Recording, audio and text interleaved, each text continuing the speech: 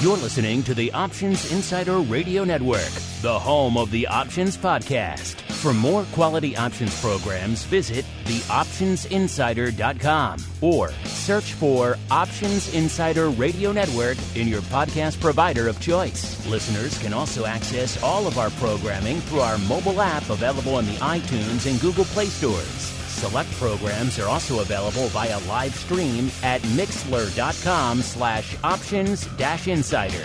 That's mixlr.com/options-insider. Don't forget to follow along with your favorite programs and submit your own questions for the hosts at twitter.com/options, stocktwits.com/options, facebook.com/theoptionsinsider, or via questions at theoptionsinsider.com.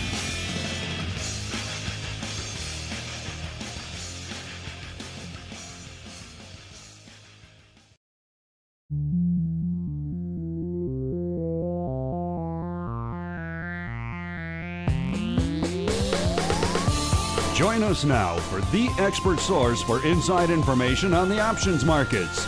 It's time for Options Insider Radio with your host, Mark Longo.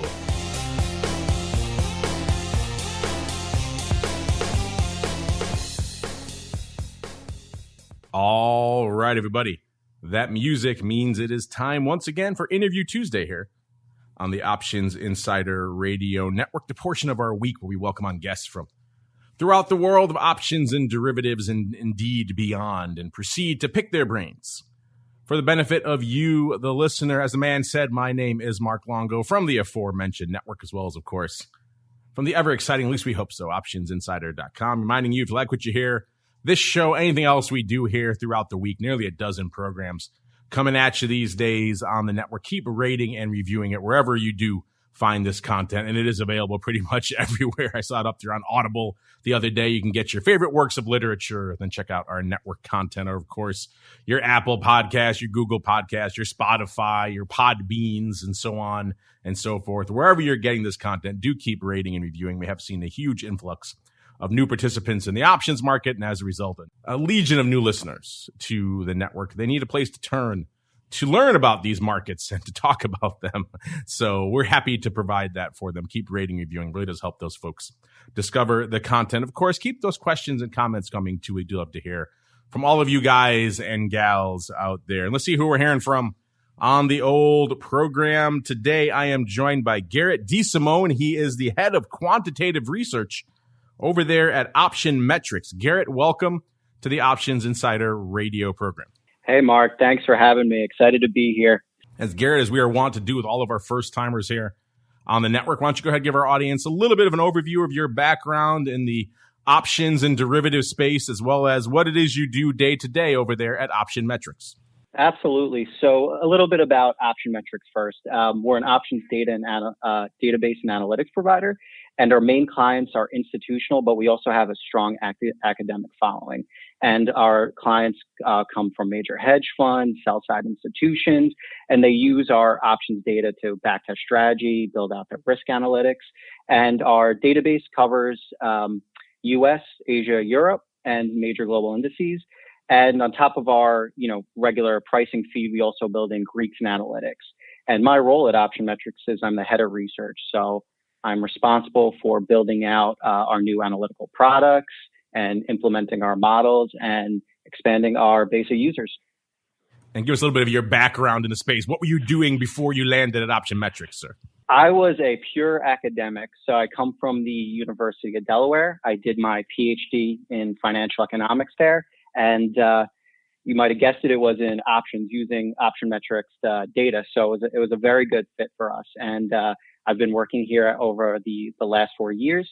And a lot of my research is focused on studying options behavior, particularly related to macroeconomic news, and also working with options to sort of develop different levels of factors and ways to view options analytics differently, especially when predicting stock returns, their underlying stocks. So you were a customer before you were helping to design the product. I guess that means you like the product there, Garrett. Oh, love the product, and I'm hyping it up, but it's the best one out there for data. So we provide the cleanest options pricing data, which is definitely not an easy task because it's very dense. And there's a lot of Q&A, and we have great teams that make sure our data is clean.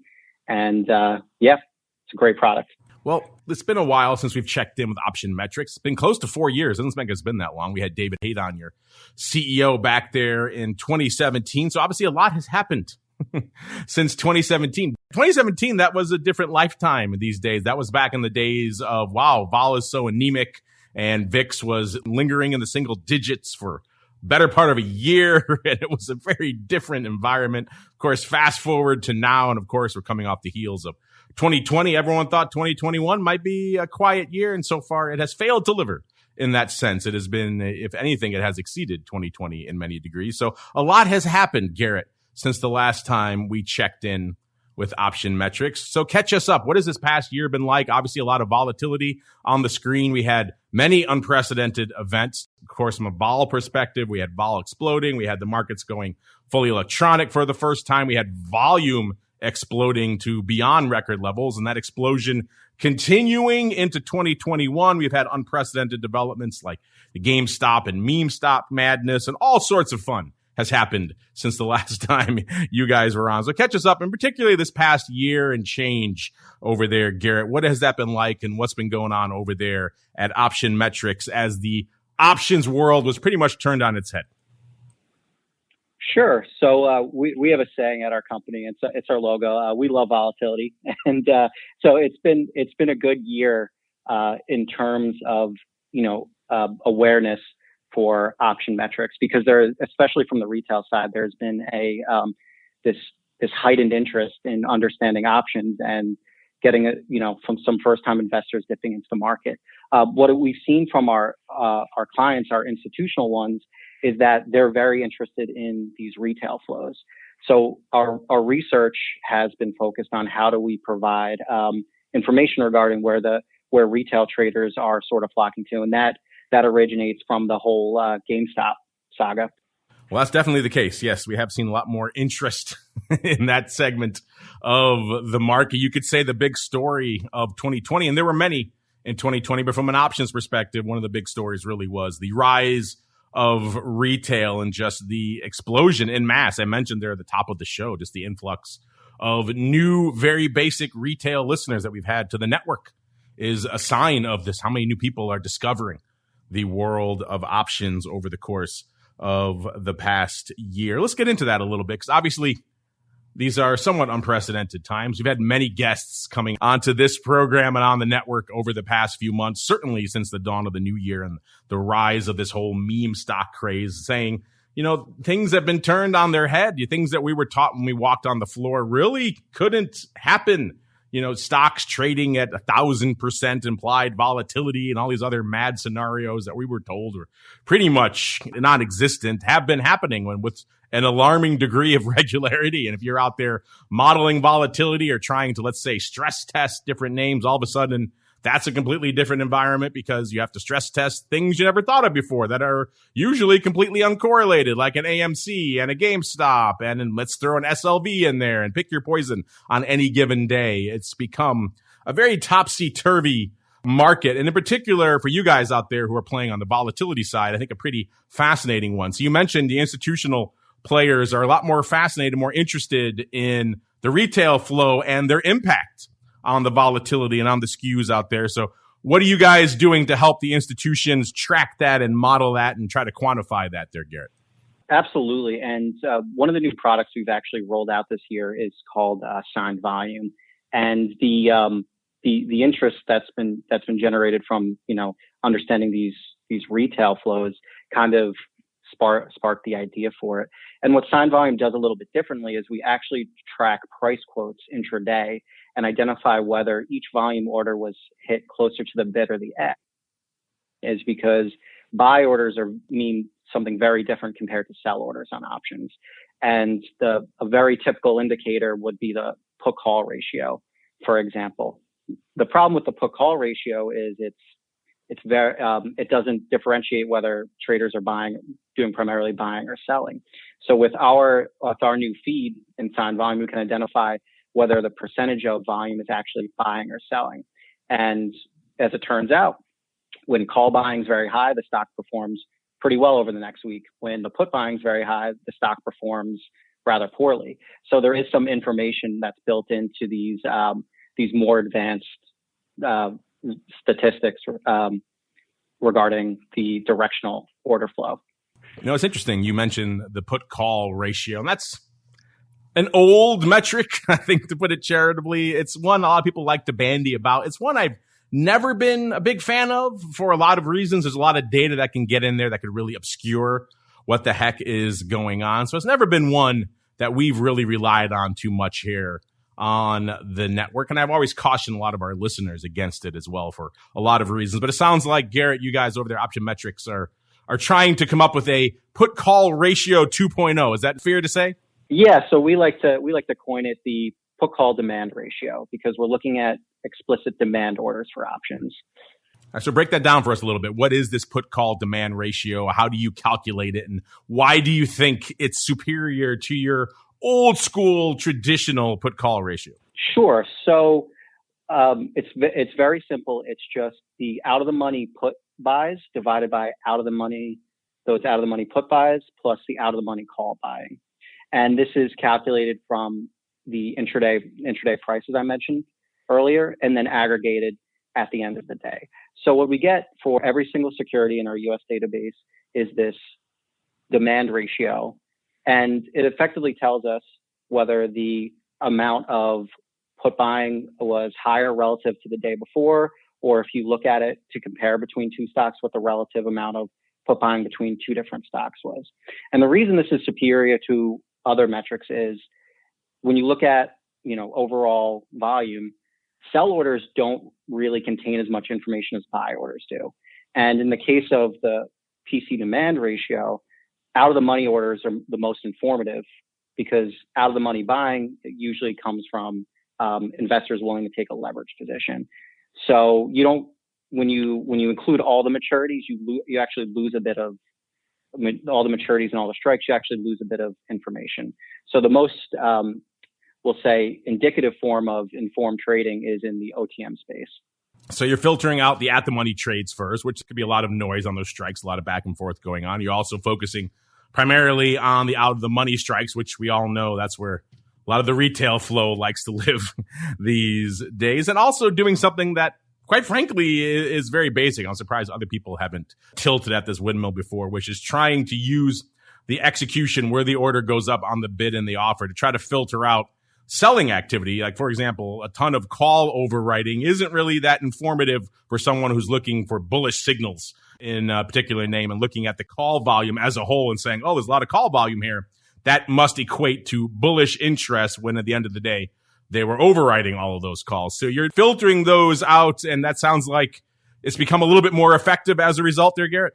Yeah, absolutely. Our research is showing that. And to be honest, I was surprised we got the results we did because it's a rather simple metric. But if you look at stock returns that have high call buying, the next week they outperform stocks that have high put buying. And it seems relatively simple, and maybe that should have been arbitraged out somewhere, but it still exists. We still run our data on a weekly basis, and we have these results. Yeah, you're right. This is something that you think there's so many different ways people parse data these days. You think someone would have taken these steps, yet it seems like you guys are the first ones to do this, Garrett. So I tip my hat to you because, again, this is something that I may actually look at this one as opposed to in the past other put-call ratios. I've never really been that interested for all the reasons we've broken down here. So I'll have to check this one out for myself here, Garrett, and see if it's more effective here in our trading because it sounds like it should be a little bit more useful. Oh, thanks, Mark. There you go. You have our tip of the cap here on the network. So, I like the way you're looking at this. You've been running data on this, back to about 2015? Is that the case? Yeah, so our signed volume product starts in the beginning of 2016. So we've calculated all of this historically for our U.S. options. And, there's a lot of extensions on this that we're currently looking into. In particular, the big news for individual stocks is their earnings date. And you'd especially find informed behavior in the call buying or put buying around their earnings, because that's when you get large price movements in response. So there's a lot of work still to be done, but we're excited about it. And like you mentioned at the top, this is primarily for institutions, but is there a flavor or a version for retail, or perhaps are you licensing this maybe to some brokerage firms that some of our active retail customers are actually using so they can get access to this information as well? The retail space is actually something we're looking to expand into for 2021. And we're in the very early stages, but we are seeing a lot of interest in some of these,